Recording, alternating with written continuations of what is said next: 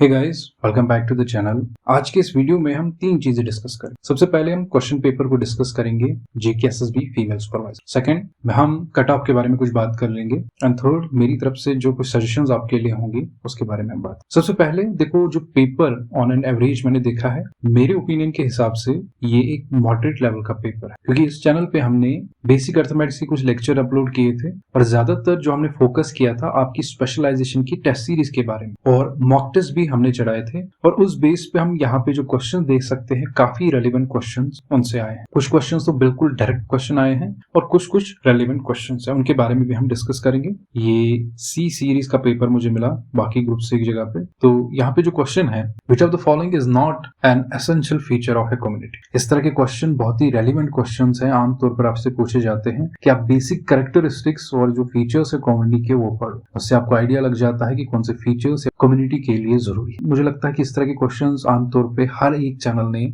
या हर एक प्लेटफॉर्म ने आपसे करवाए होंगे। अगेन, डेफिनेशंस एंड इंस्टीट्यूट्स में अक्सर आपको कहा गया है कि किसी ने अगर कोई पर्टिकुलर डेफिनेशन या कंसेप्ट दिया है तो उस बेस पे क्वेश्चन आएगा। बहुत सारे इस तरह के रेलिवेंट क्वेश्चन आपकी स्पेशलाइजेशन से पूछे गए, कि बाकी जो पोर्शन है एक कॉमन पोर्शन है, बाकी सभी एग्जाम्स में वो कॉमन पोर्शन होता है। सब बच्चों को अब उसका लेवल या क्वेश्चन का पैटर्न पता चल गया है। ये एक नई चीज थी सबके लिए, और सबने अपने हिसाब से जो भी इनके एक्सपीरियंस बेस पे था आपसे एमसीक्यू सेशंस करवाए, आपको लेक्चर वीडियोस प्रोवाइड करवाई। और मैं जहां तक मैंने उन वीडियोस को भी एनालाइज किया, यहाँ पे भी जो हमने टॉपिक टेस्ट सीरीज या मॉक टेस्ट दिए, काफी रेलिवेंट क्वेश्चन थे। देखो, जेंडर पे गैप डायरेक्ट हमने यहाँ पे टॉपिक सीरीज अगर आपने मेरी देखी हो, जेंडर पे गैप के बारे में डायरेक्टली हमने क्वेश्चंस किए हैं। ये देखो, field theory, social exchange theory या सोशल कन्फ्लिक्ट थ्योरी, इनके बारे में हमने बात की है।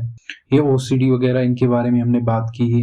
इसी तरह ये ऑर्गेनाइजेशंस के बारे में हमने काफी एमसीक्यूज किए हैं। ये ट्रस्ट वर्सेस मिसट्रस्ट, काफी क्वेश्चन मैंने इनसे आपसे पूछे हैं। यहाँ पे फैलिक स्टेज पे आमतौर पर मैंने एक दो क्वेश्चन आपसे पूछे हैं। इसी तरह ये जो थ्योरी सारी है, इन पे क्वेश्चन पूछे हैं। तो ये जो रेलिवेंट चीजें हैं हर एक चैनल ने करवाई होंगी। मैं नहीं कह रहा हूँ कि मेरी चैनल पे आपको सबसे ज्यादा क्वेश्चन के आंसर मिलेंगे, लेकिन हर एक चैनल ने अपनी से मेहनत करवाई थी। और मुझे याद है कि मैंने इन चीजों को टच किया है, और टॉपिक सीरीज अभी भी चैनल पे पड़ी है, आप अभी भी देख सकते हो। बहुत सारे रेलिवेंट क्वेश्चंस वहां पे आपको मिल जाएंगे। कुछ ऐसे क्वेश्चंस हैं, हालांकि मैं सीधे कह देता हूँ, जो बिल्कुल मैंने टच नहीं किए थे, लेकिन आमतौर पर मेरे हिसाब से 70 to 80% हमने रेलिवेंट क्वेश्चंस करवाए हैं, जो आपके सिलेबस के अकॉर्डिंग भी थे और क्वेश्चन पेपर के अकॉर्डिंग भी। और कुछ क्वेश्चन जो स्पेशलाइजेशन से बाहर थे, जो बाकी पोर्शन आपका 60 पोर्शन था, उससे भी जो क्वेश्चन आए हैं वो काफी सिमिलर क्वेश्चंस है जो प्रीवियस पेपर्स में क्वेश्चन आए। प्रीवियस पेपर्स आपके लिए बहुत जरूरी है, क्योंकि उनको सॉल्व करना बहुत जरूरी होता है। उससे एक पैटर्न पता चल जाता है कि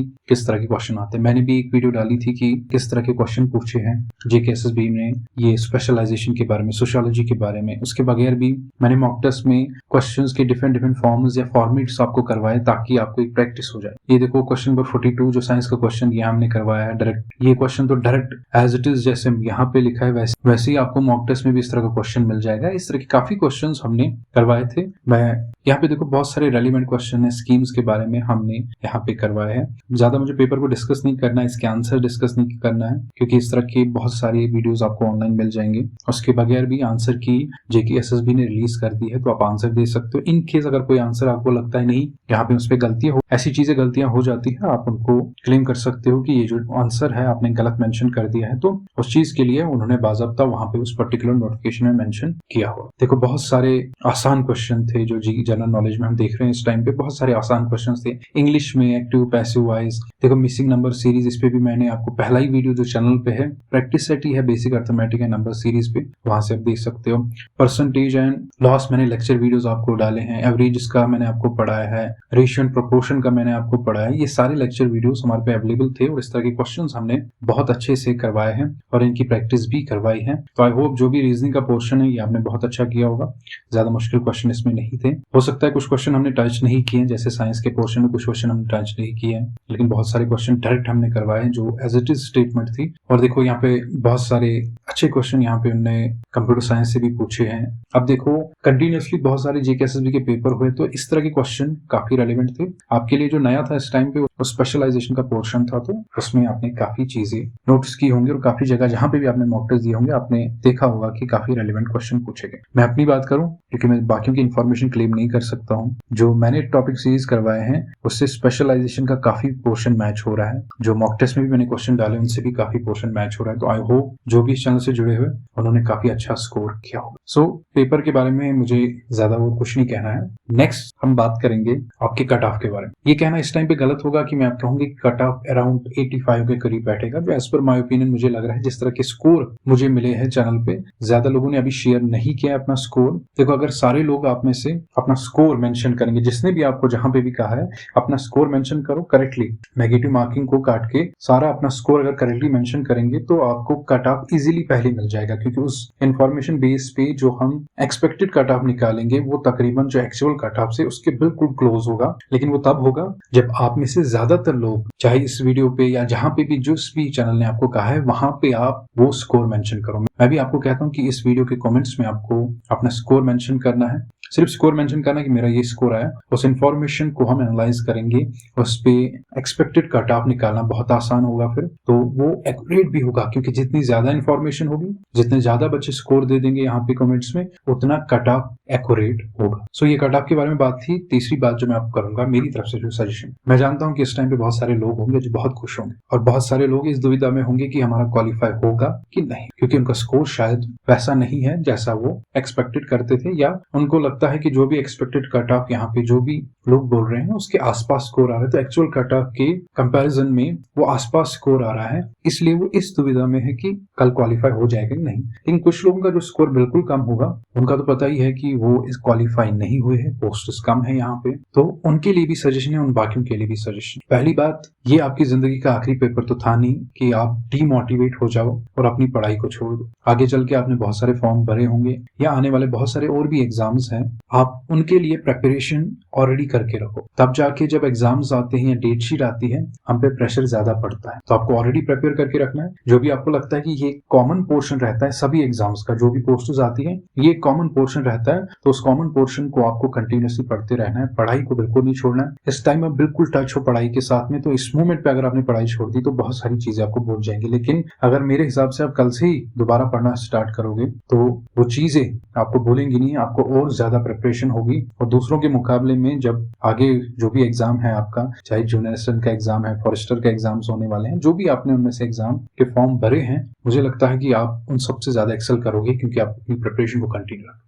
आमतौर पर जब इंसान बार बार नाकाम होता है तो इंसान डीमोटिवेट हो जाता है, कुछ और करने का मन नहीं होता। लेकिन नहीं, उसके बाद ही जो नेक्स्ट स्टेप होता है, हो सकता है कि हमारे उसी नेक्स्ट स्टेप में कामयाबी लिखी है, लेकिन वो नेक्स्ट स्टेप हम उठाने के लिए फिर तैयार नहीं होते। आपको याद रखना है, पढ़ाई बिल्कुल नहीं छोड़नी है। अगर आपको लगता है कि आपका क्वालिफाई नहीं होगा, आपका स्कोर कम है, फिर से जहां पे भी कमी पेशी रहेगी पेपर को एनालाइज करना है। चलो छोड़ दो स्पेशलाइजेशन का पोर्शन, जो भी बाकी पोर्शन में आपको लगता है आपको कमी रह गई है उसी पोर्शन से स्टार्ट करो। कॉमन पोर्शन रहता है बाकी सभी एग्जाम्स में, उसको पढ़ना स्टार्ट करो, वो कमी पेशियां दूर कर दो। जो भी आगे चल के पोस्ट आएगी उस टाइम पे आपके लिए मुझे लगता है 60-70% सिलेबस ऑलरेडी कंप्लीट होगा।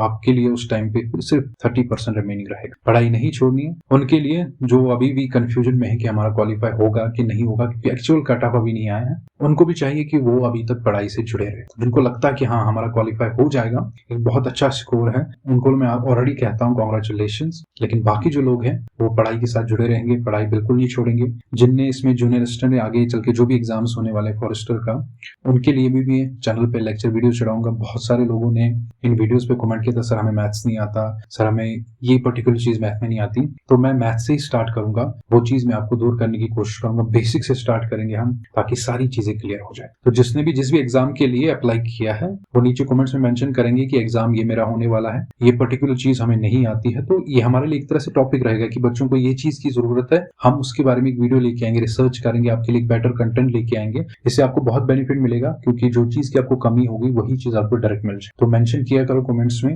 हम सारे कमेंट्स पढ़ते हैं, बेशक हम सारे कमेंट्स का रिप्लाई नहीं कर पाते, लेकिन कमेंट्स हम सारे पढ़ते हैं, एनालाइज करते हैं, कभी बैठ के हम सारे कमेंट्स को पढ़ते हैं। सो आई होप इस पेपर डिस्कशन या कट ऑफ के बारे में जो मैंने बात की थी आपको कमेंट्स में जरूर मेंशन करना है नीचे, उससे कट ऑफ निकालने में काफी आसानी होगी। बाकी जो मैंने सजेशन दिए, पढ़ाई नहीं छोड़नी है, डीमोटिवेट नहीं होना है, ये आखिरी एग्जाम नहीं था आपका, और भी अपॉर्चुनिटीज आएंगी, लाइफ यहीं पे नहीं रुकेगी, उनमें आपको एक्सेल करना है, ऑलरेडी प्रिपेयर करके रखना है। ये नहीं कि जब जॉब निकलेगी हम फॉर्म भरेंगे फिर हम प्रिपेयर करेंगे, ऐसा नहीं करना है। आज से ही आपको प्रिपेयर करना है और सोचना है जब भी फॉर्म निकलेंगे मेरा आधा सिलेबस ऑलरेडी कंप्लीट होगा। नॉर्मल सी चीज है, कोई भी इंसान आपको कह देगा टेंशन नहीं लेनी, आप बहुत टेंशन बहुत डिप्रेस होंगे इस टाइम पे, मेहनत की होगी, उस मेहनत का इस टाइम पे आपको फल नहीं मिला, लेकिन आपके लिए कोई और अपॉर्चुनिटी होगी, वो अपॉर्चुनिटी आपका वेट कर रही होगी, लेकिन उसके लिए आपको हार नहीं माननी है। आज से ही लगना है पढ़ाई पे, सोचना है कि नहीं मुझे क्वालिफाई करना है, ये नहीं तो अगले वाला एग्जाम में जरूर क्वालिफाई करूंगी। सो आई होप आपको वीडियो पसंद आ गया होगा। सो मिलते हैं अगली वीडियो में एक नए टॉपिक के साथ।